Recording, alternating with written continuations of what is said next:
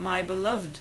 Oh, how precious this moment is, and how precious you are. You didn't come here by accident. Not all dreams are meant to be remembered. That may seem like a disappointment at first, especially to those who lie awake at night wondering what it all meant, trying to grasp at fragments of something that seemed so vivid just moments before. You awaken with the feeling that something significant happened while you slept, something more than just a collage of random thoughts. Perhaps it felt like a message, a moment of clarity, a divine whisper. And yet, like mist in the morning sun, it vanishes, and you ask yourself, why can't I remember it? But not all dreams are meant to live in your memory. Some come from a place far deeper than the surface of your mind. They're not the kind of dreams that entertain or frighten or confuse. They are born in the quiet places of your spirit. They come softly, not to be recorded in your journal or recounted at breakfast, but to touch something eternal inside you. And sometimes the forgetting is not a loss. It's a sign that what was given wasn't for your intellect to dissect, but for your soul to carry without needing words. You see, we live in a world that demands explanation. Proof, clarity, we want to put everything in a box and label it. If we don't understand it, we fear it. If we can't recall it, we think it didn't matter, but in the realm of the spirit, that is not how it works. God does not need your mind to hold onto what your heart was created to contain. He does not need you to understand something fully in order for it to work within you. And sometimes the very act of forgetting is a form of divine protection. If you remembered everything he showed you, you might run ahead of him. You might try to force something into being before its time. There is a mystery to how God works, and he has never once apologized for it. He hides things not to keep them from us, but to keep them safe for the right time.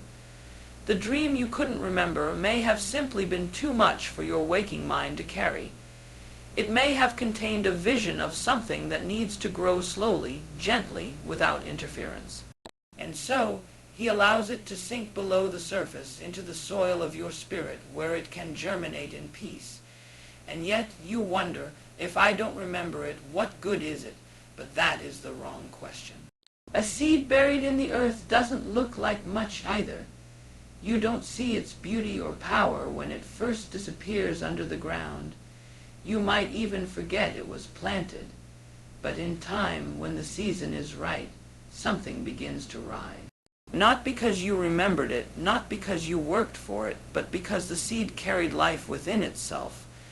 So many people think they've missed God because they can't recall every detail, every impression, every dream. But beloved, God does not rely on your memory to bring about his will. His word does not return void. His spirit does not move in vain. He can visit you in a dream, speak something to your spirit while you sleep, and you may never remember a thing. Yet still wake up with renewed courage, or find yourself walking in a new direction, or loving someone with more tenderness than the day before. And you wonder where that shift came from. It came from the dream. It came from him. That's the beauty of it. He is working even when you don't know it. He is planting and watering and pruning, all while you rest. You don't have to strive to hold on to everything. You don't have to grip every dream with fear, afraid it will slip through your fingers. Let it go. Let the dream fall into the soil. Trust that if it was from God, it will bear fruit in your life, whether you remember it or not. And oh, what freedom there is in that. What peace there is in letting go of the need to understand everything. You don't have to walk through your life with your fists clenched, trying to hold on to something you were never meant to carry. Open your hands. Trust the one who gave the dream in the first place. He hasn't forgotten, even if you have. So the next time you wake up with a feeling that something sacred passed through your sleep, but left no words behind, don't despair. Thank him for what he did in you, even if you can't name it. Trust that the Spirit moved and that his work is never wasted. The dream may have been forgotten by your mind, but it was not forgotten by your soul. And it was not forgotten by God. God plants seeds in the spirit, not just in the mind. That is something you must never forget. You see, we so often live our lives from the surface. We react with the mind, we calculate with the mind, we plan with the mind. But the spirit, oh, the spirit, is where the eternal work is done. That deep, sacred place inside you, untouched by the noise of the world, is where God whispers things that your intellect can never fully grasp. It is the soil where he places his secrets, not because he's hiding them from you, but because he's preparing something within you. When you sleep, when you lie still and the world grows quiet, that's when the Lord often speaks. But he doesn't always speak in a language the mind understands. He speaks spirit to spirit. He breathes into that place within you that does not operate on reason or logic or explanation. And when you awaken, sometimes you feel it. A stirring, a shift, a peace you can't explain. And yet you cannot remember a thing, no image, no words, only a knowing, and that knowing, child, is not from your mind. It is the evidence of a seed placed in your spirit. Now hear me carefully. Seeds don't look like much. They don't make noise. They don't shine. You don't applaud a seed when you hold it in your hand. But oh, what a seed contains. Within that tiny, silent shell is the design for something far bigger than itself. And when God gives you a dream, when he visits you in the quiet hours, it may come in the form of a seed. It may not be remembered with clarity or color. It may not be retold with detail. But if he planted it in your spirit, it is alive. We live in a generation that wants everything instant. We want to remember it, name it, claim it, and post about it before the day begins. But the Holy Spirit doesn't always work on our timetable. He is not in a hurry. He's not interested in performance or spectacle. He's interested in transformation, and transformation starts in the spirit. Sometimes people ask, if it was really from God, wouldn't I remember it? But no, don't you see?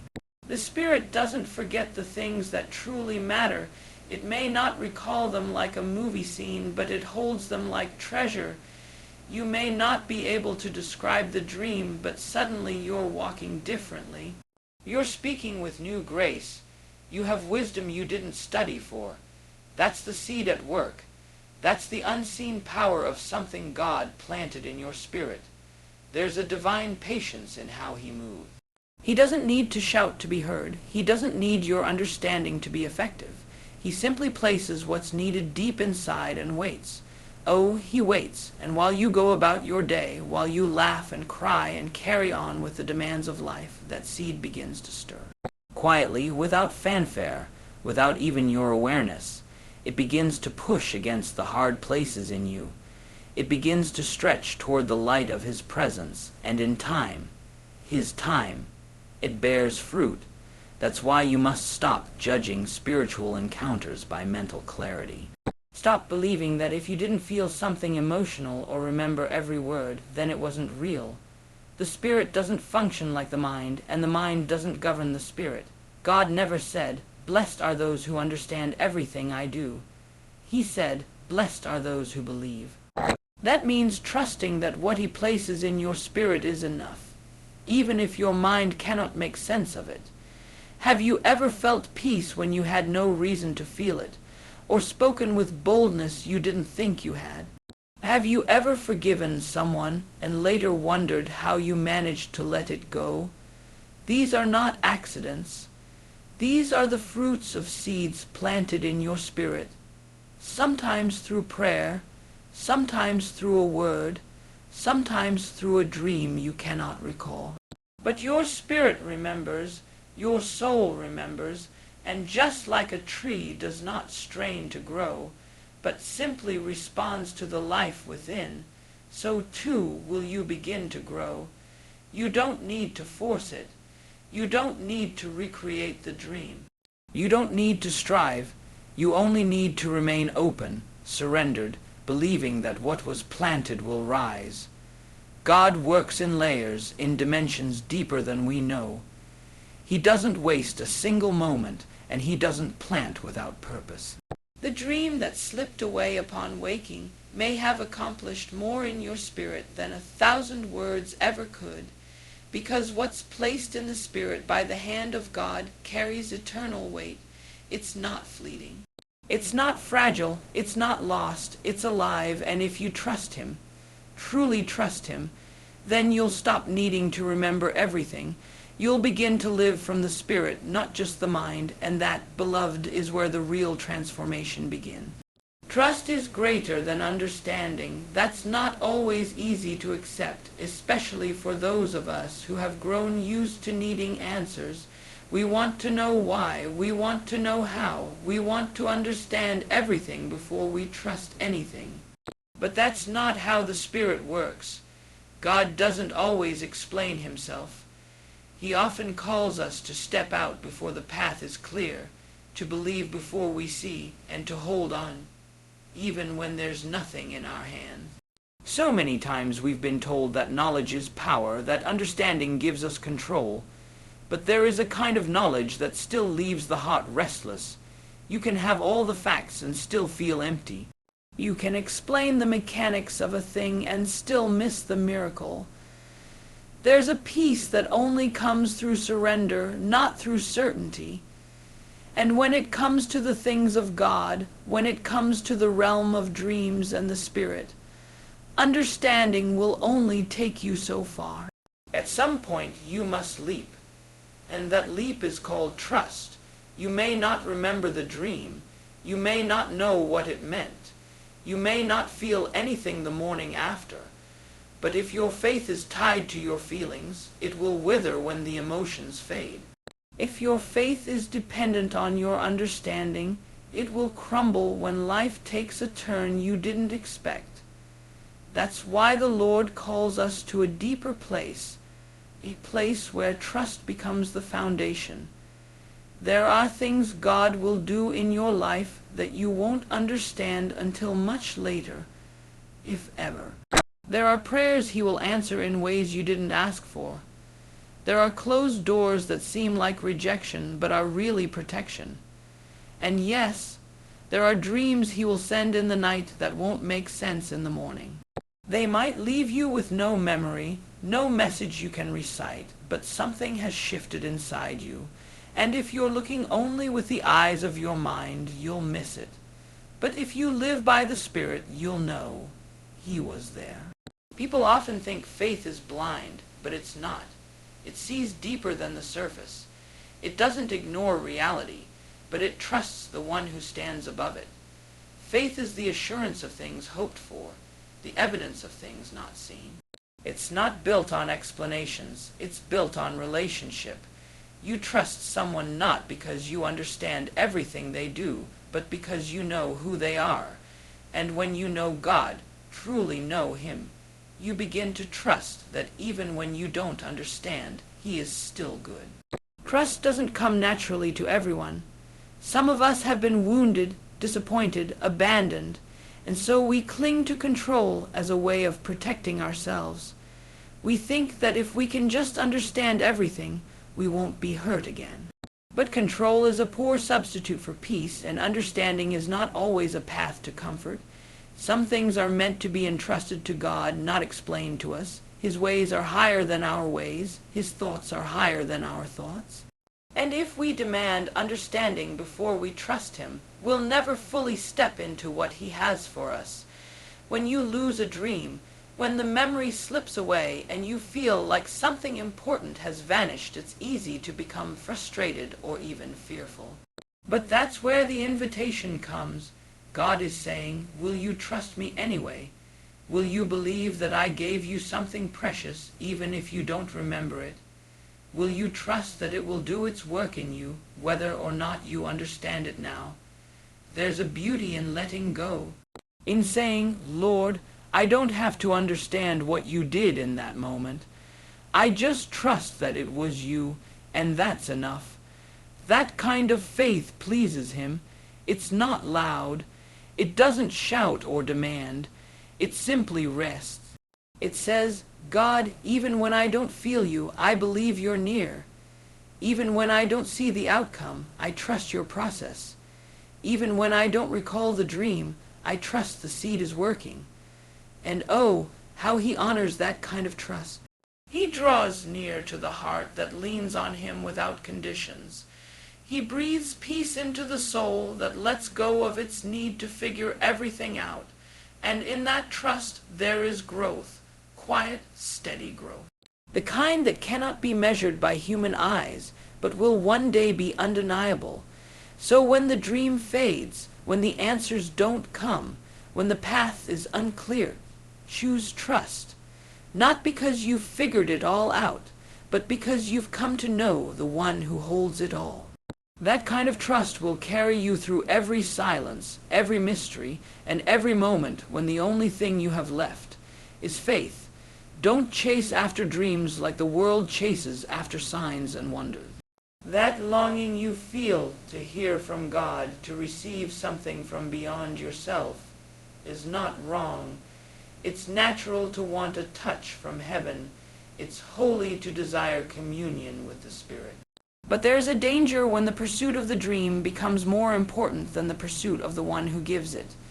There's a danger when we begin to measure our closeness to God by the intensity of our experiences, or by how vivid our dreams are, or how often we receive visions in the night. The world has trained us to chase spectacle. We are conditioned to seek excitement, the grand, the sensational. Even in spiritual things, people can become hungry not for the voice of God, but for the thrill of supernatural experience. That's not faith, that's fascination, and fascination without intimacy is a hollow thing. When we begin to chase dreams more than we chase God, we are building our house on sand, because dreams will come and go.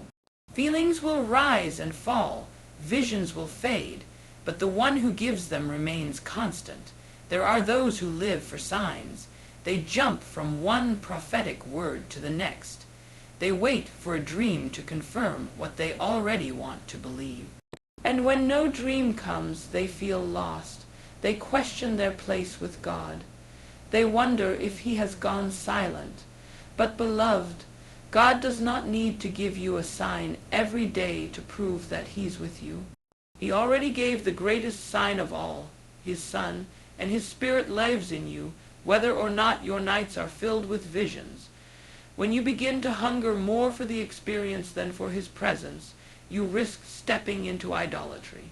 It's subtle, it doesn't feel wrong, it feels spiritual, but God never called you to worship a dream. He called you to worship him. He didn't die so you could be entertained with nightly revelations. He died so you could walk with him in intimacy, in stillness, in quiet trust. And sometimes the greatest miracles happen not in the fire or the earthquake, but in the whisper. Dreams are real. God uses them, but they are not the measure of his love for you. They are not proof of your spirituality. They are not your source. They are simply one way the source chooses to speak. And when you elevate them above his word, or above simple daily communion with him, you're on shaky ground. You were never meant to live from one supernatural moment to the next. You were meant to abide, to walk, to know him in the silence as well as in the vision. Some of the most spiritually mature believers don't dream at all, or if they do, they don't remember them, and yet their lives are full of fruit, patience, joy, kindness, steadfastness. Not because they are running after dreams, but because they are rooted in God. They wake up and read his word, they serve, they forgive, they love when it's hard. That's the true evidence of a spirit-filled life. Not how often God speaks to you in dreams, but how deeply his character is formed in you. There's something seductive about mystery. The unknown pulls us in. But mystery without humility can lead us astray. If you start chasing dreams for the sake of power, insight, or spiritual superiority, you will find yourself lost in the fog of your own imagination. But if you keep your eyes on Jesus, if you chase him and him alone, Then whether he speaks in dreams or not, you will be satisfied, because he is enough. The Lord gives dreams when they serve his purpose, not to satisfy our curiosity. Some are warnings, some are comfort, some are direction, and some are simply reminders that he sees us. But he will never give a dream to replace relationship. He wants to walk with you in the daytime, not just speak to you at night. He wants to be your first love, not your last resort when you need an answer. And when you truly know him, you'll find that even if no dream ever comes again, his presence is still more than enough. You don't have to manufacture experiences to prove that God is real. You don't have to manipulate your mind or strain your soul trying to recall some flickering image from a forgotten dream. Rest in him. Trust that if he wants you to know something, he will make it known. If he gives you a dream, receive it with gratitude. If he doesn't, walk forward in faith. He is not hiding. He is not withholding. He is leading you, sometimes through dreams, often through his word, always through his spirit. So let your heart be still. Let your faith rest on something firmer than dreams. Let your soul find peace in the simple, quiet nearness of God. Because dreams are temporary, but he is eternal, and he is enough. There is a rhythm to God's timing that does not bend to our urgency. We are so used to rushing, to grasping, to trying to make things happen. When we hear of a promise, we want it fulfilled today. When we receive a word, we want the result tomorrow. And when we sense that God is speaking, through a dream, a moment, a stirring, we are quick to analyze, to interpret, to produce meaning. But the things of the Spirit don't grow in haste. The deeper the work, the slower the unfolding. God is not moved by pressure. He does not operate on deadlines. He is not anxious about when the fruit will appear, and he will never rush something eternal just to satisfy your momentary hunger for answers. When he gives you a dream, he often hides it in mystery, not because he's playing games, but because he's inviting you into trust. He's asking you to walk with him, not just toward the fulfillment, but through the unknown. Sometimes people say, I had a dream, but I can't remember it. What does it mean? And the truth is, sometimes it means God isn't finished yet. He planted something, but it's not time to harvest it. The memory didn't come back because the meaning isn't ready. Or more often, because you're not ready, we forget that growth takes time. The oak tree takes years to mature. The roots go deep before the leaves ever reach the sky. And your spirit, too, needs time to receive and to stretch into what God is doing beneath the surface. When God speaks in the secret, it's often like a seed planted in the dark. You don't see the result right away. There's no trumpet sound, no spotlight, no immediate clarity. But just because you can't recall the dream doesn't mean it wasn't divine. And just because you don't feel the effects right away doesn't mean it didn't do something eternal in you. That's the patience of the Holy Spirit. He plants and waits. He knows that what he placed in you will bear fruit. He knows that one day, without warning, something will begin to shift in your heart, and you'll realize, I've changed. I didn't even notice it happening, but I've changed. I speak with more kindness. I respond with more grace. I believe with more courage. That's the evidence of the seed, not a memory, but a manifestation. God's timing often offends our flesh. We want to remember the dream now. We want to apply it, teach it, share it. But the Spirit says, not yet. Because sometimes the dream wasn't meant to be analyzed. It was meant to be absorbed. It was meant to go deep into your spirit where it could work without your interference. Your mind is always looking for logic, for conclusions, but your spirit knows how to wait. Your spirit knows how to rest in what it can't explain. Don't you know, child, that some things grow best in silence? Some of the most powerful work God does in you happens when you aren't even aware of it. While you're asleep, he's tending to your roots, While you're distracted, he's building strength in your spirit. While you're wondering what happened to the dream, he's shaping your destiny one quiet moment at a time. We must not despise the process. We must not curse the slowness, for it is in the slow work that God does his deepest transformation. The waiting seasons are not wasted. They are wombs, sacred, hidden, necessary, and just like a child grows in the dark of the womb, so too do the purposes of God often grow in places we cannot see or measure. It takes maturity to embrace God's timing. It takes surrender to say, even if I never remember that dream, I trust that you gave it for a reason. That kind of faith is precious in his sight. That kind of trust opens doors no memory ever could. Because the goal is not to remember every dream, it's to become the kind of person who lives by the Spirit, not by sight. The waiting, the forgetting, the quiet unfolding, it's all part of the process. And it's not punishment, it's preparation. He is making you ready. He is forming you into someone who doesn't just live on revelation, but lives in obedience.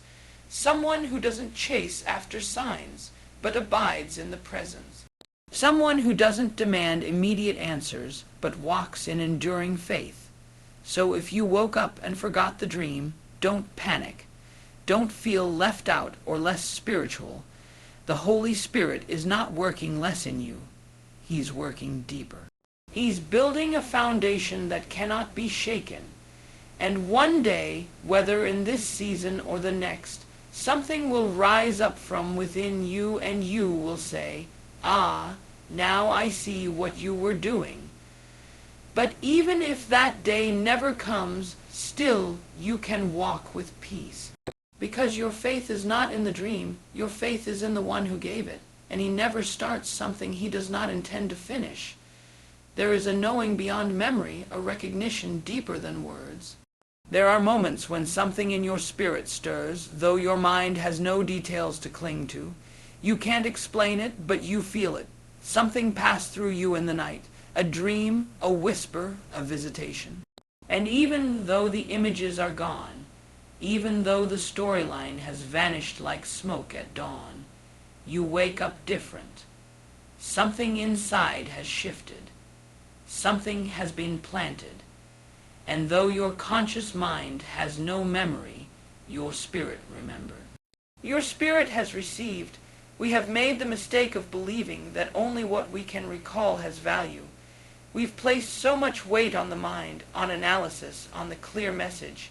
But the things of God are often not clear in the way we expect. They are not neat, they are not always logical, and they do not always remain in the conscious mind. The Spirit speaks in deeper layers. He speaks to the heart, to the soul, to the very fabric of who we are. And there he deposits truth in a language that words cannot contain.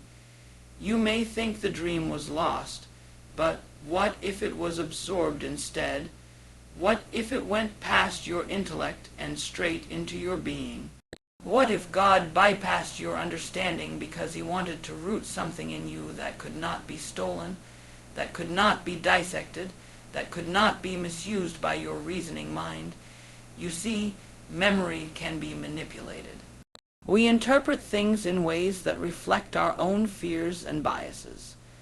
But what the Spirit does in the depths of you cannot be corrupted by your understanding. It is pure, it is eternal, and it bears fruit in time. We live in a world that constantly asks, what do you know? What can you prove? What can you recall? But the kingdom of God is not built on recall. It is built on revelation, and revelation is not always remembered. Sometimes it is simply lived. You begin to walk differently, speak differently, love differently, not because you studied something or remembered something, but because you were changed.